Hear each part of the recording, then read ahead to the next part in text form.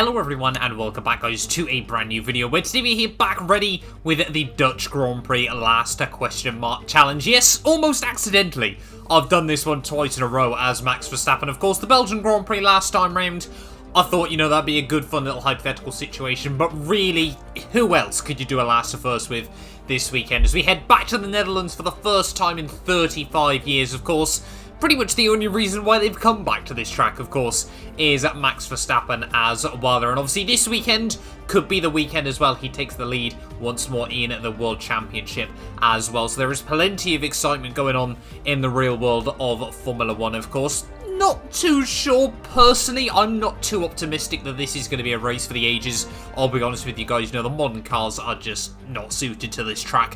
Whether we'll see, obviously, with the rule changes next year, will hopefully be a bit of a different story as well. But of course, if you aren't already, do make sure you leave a like, get yourself subscribed to the channel as well. As always, we'll be starting this one from the very back of the field. Unbeatable AI, no assists, because I always seem to get questions about whether I use assists and things like that on these videos as well. But having a look then at the starting grid ready for the Dutch Grand Prix here today. It is Lewis Hamilton on pole position there ahead of his teammate Valtteri Bottas by 0.3 of a second. It was actually a wet qualifying session yesterday afternoon as well. There's Sergio Perez in at P3, the half-second clear of Charles Leclerc with Daniel Ricciardo and Fernando Alonso on row 3. Norris and Sainz on row 4, and then we've got Sebastian Vettel and Pierre Gasly rounding out your top 10 there. So Lance Stroll, Esteban Ocon, Yuki Tsunoda, Mick Schumacher, and then we've got further down the order Kimi Raikkonen and George Russell there, Nikita Mazepin, Antonio Giovinazzi, and Latifi and ourselves, Max Verstappen, round out the grid. Let me know your predictions down below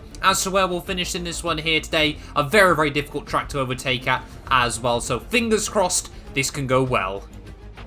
Right, well here we are then, trackside for the Dutch Grand Prix, round 13 of the real-life Formula 1 season. It's bad that I've already forgot what round number we're on, and we've only just started the second half of the campaign. But yeah, just want to obviously dive right into this then. Probably not going to be able to overtake as many cars as we did last time round at the Belgian Grand Prix, but we're going to go with the same strat once more though. Mediums to softs there should be really, really quick later on in the Grand Prix there. This track though, the AI very, very strong at as well, so we'll wait and see as to what Max Verstappen can do here today. 5 red lights though on the grid for the Dutch Grand Prix, and it is going to be a very long hold, a mighty long hold.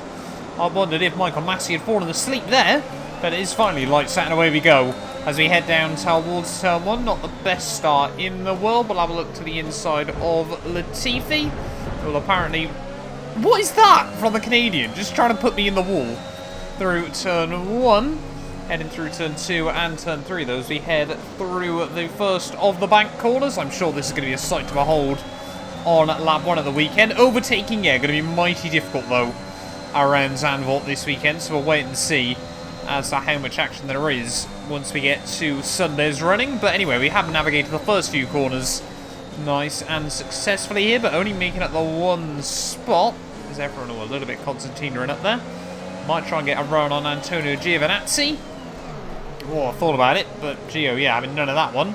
I'm more than happy to slam the door shut on us as we head out in through the end of Sector 2 here. Now we'll definitely be able to get a bit of a send on the Italian there.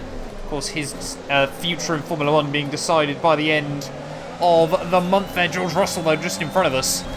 Heading through the bank end, though, for the first time in this Grand Prix. You can see already getting a nice overspeed on George Russell here, as I thought he might be trying to get a run on Mazepin there, but we've got past the Williams back down towards turn 1. Think about sending it on the Haasman there, but just a bit too far back. So I'm in the 17th then by the end of the first lap, making good progress. But I want to get past the Russian driver as soon as possible here. This might be one of the only places where cars can try and make an overtake this weekend there as we go right around the outside. And now up at a 16th place, Schumacher up next. Heading around the final couple of corners though to finish off lap 2 here, all over the back now of Mick Schumacher, racing at his track that his father of course never would have in Formula 1 there, but to the outside of the young German as we head back down towards turn 1.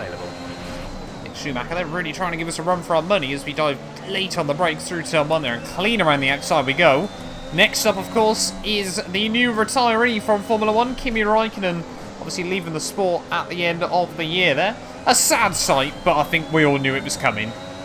Oh, Kimi just getting a little bit eager on the throttle as we head out of the hairpin here. Got yellow flags out though. I think that is one of the cars just in front of us. Yuki Tsunoda going slowly and the engine's gone up on Yuki Tsunoda's car there, and we've gone round him. And no illegal overtake from that, so straight into P12. I mean, I'll be honest, Stroll just kind of sat behind him and did nothing about it, so happy that we didn't get that illegal overtake. But Tsunoda out of the Dutch Grand Prix there, and we've been gifted 3 places. Now we've got a big old gap though. It's Pierre Gasly up the road. Of course, I think one of the other big things this weekend here at ZANDVOORT would just be about battery management as well, though. There is just so few big braking zones. You can't really save ERS anywhere. There is Tsunoda's stricken car. As we're not taking as much out of Gasly as I'd hope, but of course he's got DRS.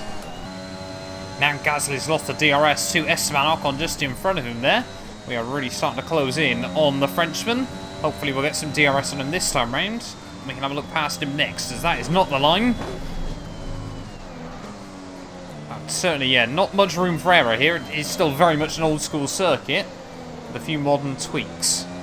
End of lap 8 then. Are we going to see our first bunch of pitters in at the end of this one, or are the AI going to try and go 1 lap longer here? Perez is staying out, so not too sure whether he wants to try and pit the end of the next one or not. I might try and go for an undercut here if Perez has stayed out, because I don't know if he's going to stay out an extra one, and I don't really want to do more than half this Grand Prix on a set of mediums. Slam on the anchors as you head into the pit lane here.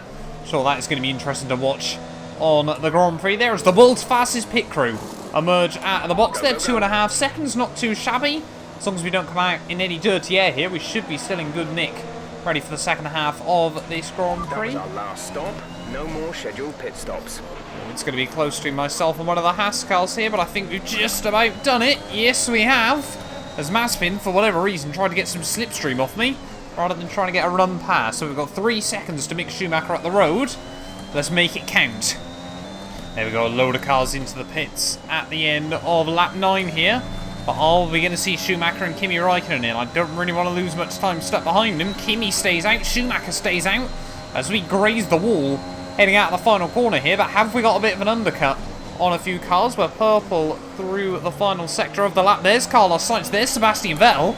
There's Schumacher gets all kinds of loose. Out through the first couple of corners here, there's cars absolutely everywhere as we try and dive to the inside of the German then. Now we're in a German sandwich with Sebastian Vettel just in front of us. Moved up to P12. But these are crucial laps in the Grand Prix here, because look at that, Seb trying to look around the outside of Kimi. Everyone not stuck in this train is going to gain a huge amount of time. Over the back then of Sebastian Vettel here, but is he going to be able to go for a run on Kimi, or are we going to have to try and look past him there around the outside of Seb? He just about gives us the room on the exit of the corner. And can we get a run on Kimi Räikkönen as well? Down the inside we go.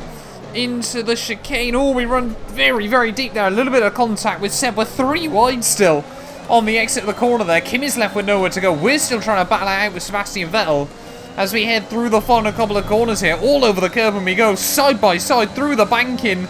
Who's going to be able to make it work? They're out of the final corner. It's a drag race back down towards Tail 1 there. Seb's got the DRS though from myself there as we head back down towards Tail 1. We'll slam on the anchors round the outside. We still go. This is a great little battle with Sebastian Vettel here. Neither of us willing to give an inch as we head through Sector 1 there, but we have pulled it off.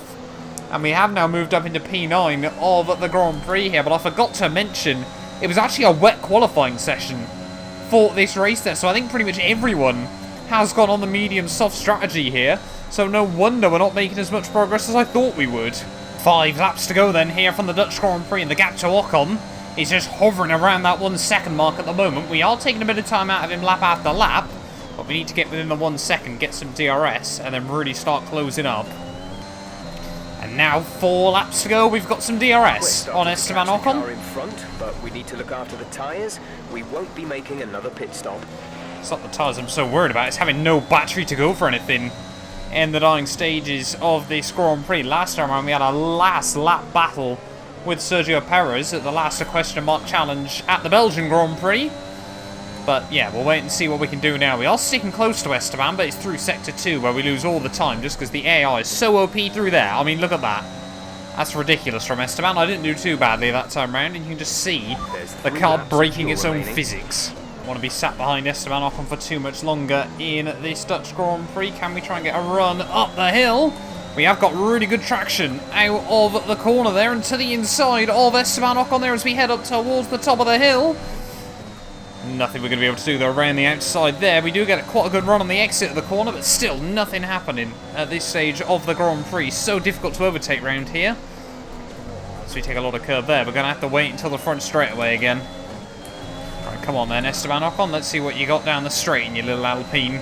Try and use a little bit of battery there at the final corner. Tuck right under the rear wing of the car in front to the outside. Ocon goes defensive. But back down into Loadcell 1 there, late on the brakes. We do just about get it slowed down. I'm going to up it to P8.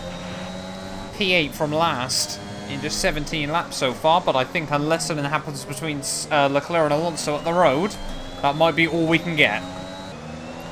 Hamilton, though, does win the Dutch Grand Prix here, setting fastest lap on the final lap as well. There has been a dominant display by the Mercedes there. His fastest lap's a second quicker than me, which goes to show just how quick they were this weekend. There, it's not another McLaren 1-2. They don't even get on the podium this time around there. Perez comes through for P3. In the end, they're ahead of the two McLarens there. You got Leclerc in 6th, Alonso in 7th, but from last on the grid, we're going to make it through to P8 at the end of the day there. Better than I thought, in all honesty. Okay, pick up rubber and bring it home.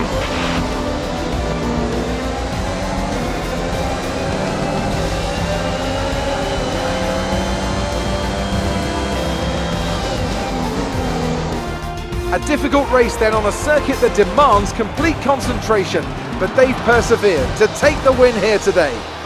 And talk to me, what do you think it was that sealed the win for them?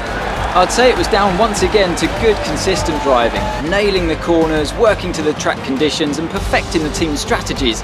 They got all of these things right today and the results speak for themselves.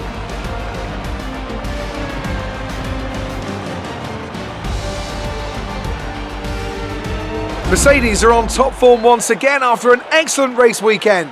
It's great to see them up on that podium once again.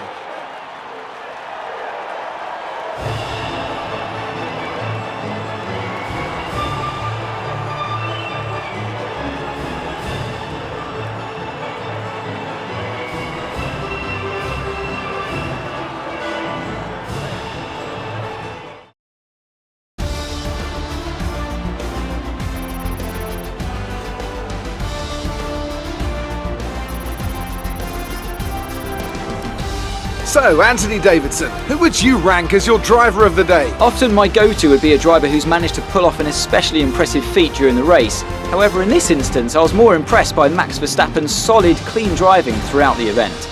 Well, Ant, an end to another fantastic weekend of racing. Thanks to everyone who joined us, and we'll see you for the next one. Well, there we are then, guys, the end of the Dutch Grand Prix there, and Anthony Davidson knows what's up. Driver of the day there from him. But it is Hamilton, Bottas, Sergio Perez making up your top 3 there. A little bit of movement further down the order. You can see Ricciardo up 1, Lando up 2 there, with Charles Leclerc dropping back a couple of places as the race went on. But yes, so difficult to overtake around this track as well. Let me know what you think will happen in the Dutch Grand Prix this weekend as well down below. Of course, I want to hear your guys' top 3s. But thank you all so much for watching this video, and we'll be back very soon with more F1 2021 content. A massive thank you for the continued support from all our channel members. If you want to be featured in these end clips, make sure you click the join button down below. But yeah, once again, a massive thank you to the Travesty, Patrick, Chuan, David, Ben, Aiden, F. Stathios, Kato, Sean, Johnny, McBlam, and Mighty Spork for becoming channel members. The support is really appreciated.